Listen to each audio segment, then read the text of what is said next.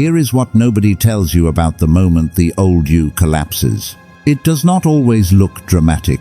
Sometimes it looks like waking up and realizing you no longer have the energy to chase people. You no longer want to explain yourself to those committed to misunderstanding you. You no longer feel the same hunger for approval, attention, validation, or emotional rescue. And that can feel terrifying, because for years, that version of you was the one who held everything together. The fixer, the forgiver, the overthinker, the quiet sufferer, the one who smiled while being drained. So when that version starts disappearing, you may think something is wrong with you. But Carl Jung would point you towards something deeper. Maybe what is collapsing is not your soul. Maybe it is your persona, the mask you built to be accepted, useful, impressive, safe, and needed. This is not weakness. This is not laziness. This is not the end of you. It may be the beginning of individuation, the painful process where the false self loses power so the real self can finally breathe. And stay with me, because later we will talk about the hardest part of this collapse, what it reveals about the people who needed you to stay unconscious. If this truth feels like something another quiet person needs to hear, like this video, subscribe to the channel, and share it with someone who thinks their breakdown means they are broken. Number 1. The old you was not your identity, it was your mask. The first hard truth is this: what collapsed may not have been your real self. It may have been the version of you that learned how to survive, the one who knew how to smile while hurting, the one who kept the peace while breaking inside, the one who became useful, agreeable, forgiving, calm, available, and easy to love. Because somewhere deep down, you learned that being real was more dangerous than being accepted. That is the mask. Carl Jung called this the persona, the face you show the world so you can function inside it. It is the social self, the acceptable self, the polished self, the version that knows what to say, when to stay quiet, how to impress, how to please, how to avoid rejection. And for a while, that mask protects you. It helps you survive family systems where honesty was punished. It helps you survive relationships where your needs were called too much. It helps you survive social spaces where being sensitive, intense, deep, or different made people uncomfortable. But here is where the pattern becomes painful. A mask that once protected you can eventually become a prison. You start forgiving too fast because your mask is afraid of conflict. You keep explaining yourself because your mask is addicted to being understood. You stay useful even when exhausted because your mask believes love must be earned. You become so good at being acceptable that you slowly disappear from your own life. Then one day, the mask gets too heavy, and when it starts falling, you think you are losing yourself. But psychologically, you may be losing the false version that was built from fear, approval, duty, trauma, and conditioning. That is not failure. That is exposure. The collapse hurts because the mask had history. It had memories. It had relationships attached to it. It had an identity that other people recognized, but the deeper part of you could no longer breathe inside it. You did not become weak. You became unable to keep lying to yourself. And once the mask cracks, something darker rises underneath it. Not evil, not broken, but buried. That is where the shadow begins. Number 2. The collapse forces you to meet the shadow you kept denying. Once the mask cracks, the emotions you buried do not ask for permission to rise. They come up quietly at first. A strange irritation, a heavy sadness, a sudden disgust for the same patterns you used to excuse. Then, one day, you realize you are not just tired, you are angry. Not loud angry, not reckless angry, deep angry, ancient angry. The kind of anger that comes from years of betraying yourself just to keep other people comfortable. And this is where most people panic, Because if you were always the peaceful one, the forgiving one, the understanding one, the one who could see everyone's pain except your own, then rage feels like proof that something dark has taken over you. But Jung would not tell you to run from that darkness. He would call it the shadow. The shadow is not simply evil. It is the part of you that had to be rejected so your mask could survive. Your anger, your boundaries, your desire to be respected, your jealousy, your need for rest, your refusal, your power. Maybe you became kind because kindness was real in you, but maybe you also became endlessly kind because anger was not allowed.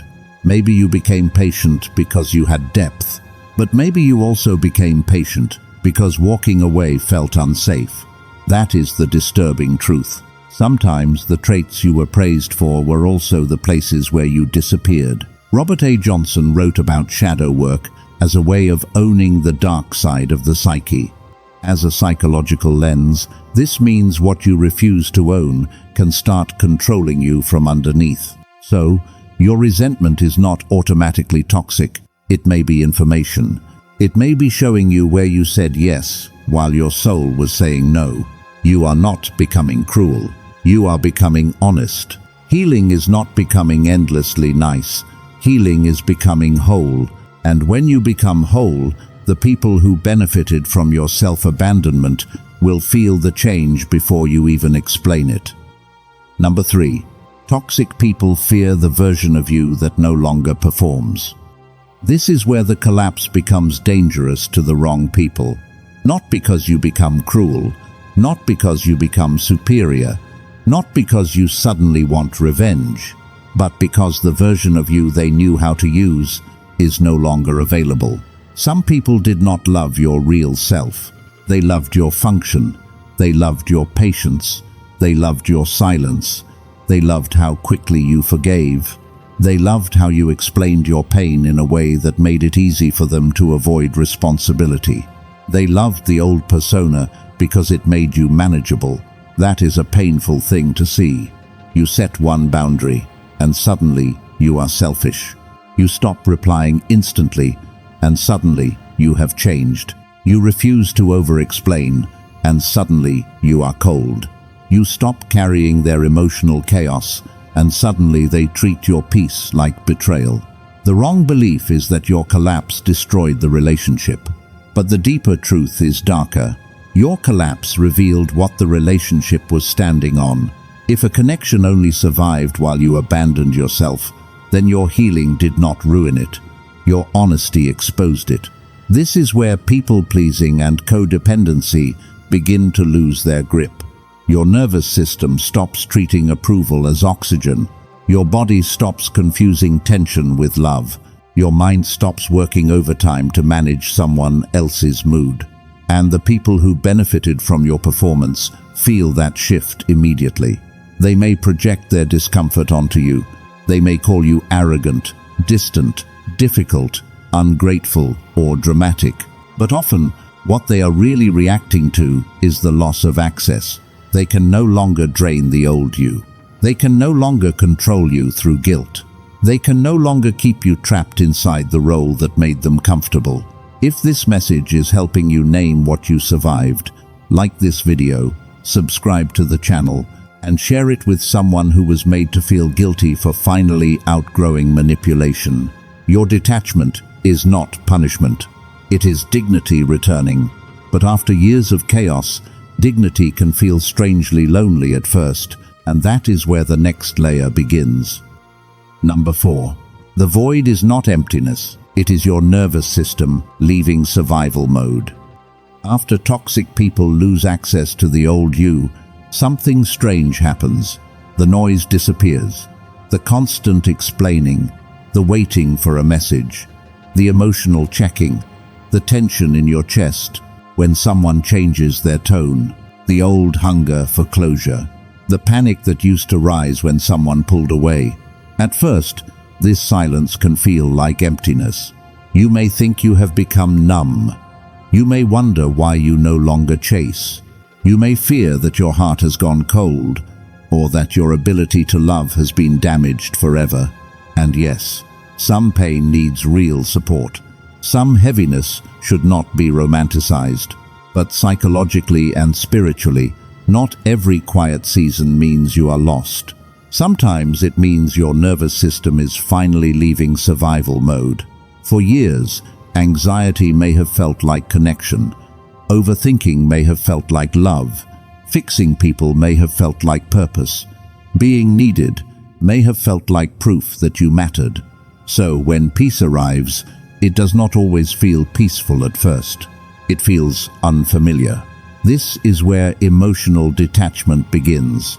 Not the cold detachment that denies feeling, but the mature detachment that lets you stay connected to yourself without being swallowed by another person's emotional field.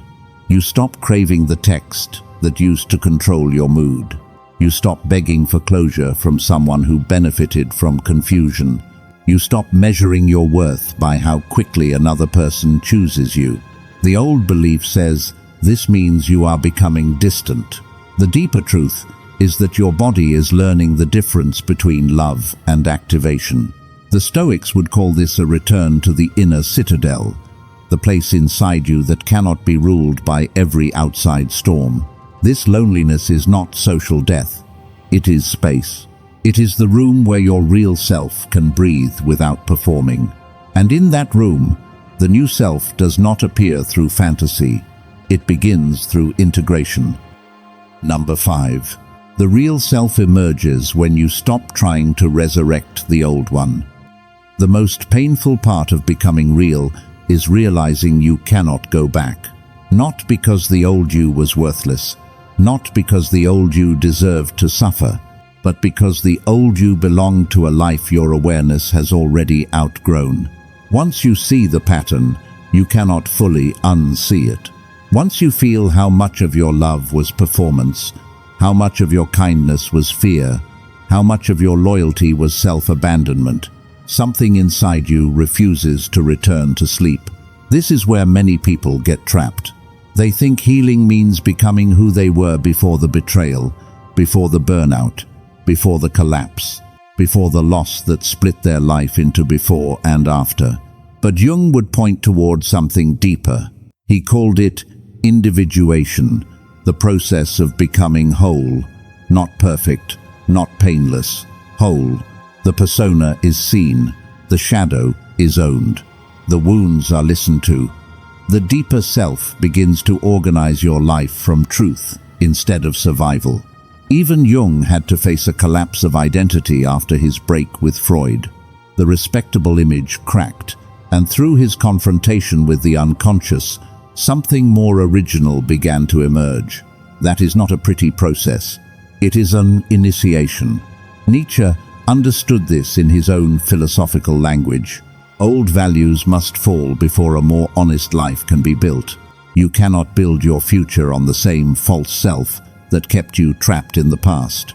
So, the new you may look quieter, less available, harder to guilt, less addicted to chaos, more comfortable in solitude, more selective with access, more willing to disappoint people who once controlled you through expectation. That does not mean you are becoming cold. It means you are becoming clear. The real self does not need to perform power. It carries it. It does not need to explain every boundary. It lives the boundary. It does not chase every connection. It chooses what honors its peace. The goal is not to become untouchable because nothing hurts. The goal is to stop abandoning yourself when it does. So if you are grieving the old you, do not shame yourself for it. That version carried you through things the real you was not yet safe enough to face. It learned how to smile. It learned how to endure. It learned how to be needed. It learned how to survive rooms where your truth would have cost you belonging. But survival is not the same as freedom. Your collapse was not meaningless. It was not proof that you failed at life. It may have been the moment the mask became too small for the soul underneath it. The persona cracked. The shadow surfaced. Toxic dynamics became visible. The silence that once felt like emptiness began turning into peace. And somewhere beneath all of that loss, the self began to rise. But integration takes time. Be patient with the new you. Build it with honesty, boundaries, rest, and daily self-respect. Stop begging the old version to come back. Thank it for surviving. Then, let it rest. If this message helped you see your collapse differently, like this video, subscribe to the channel, and share it with someone who still thinks their ending is not the first honest beginning of their life.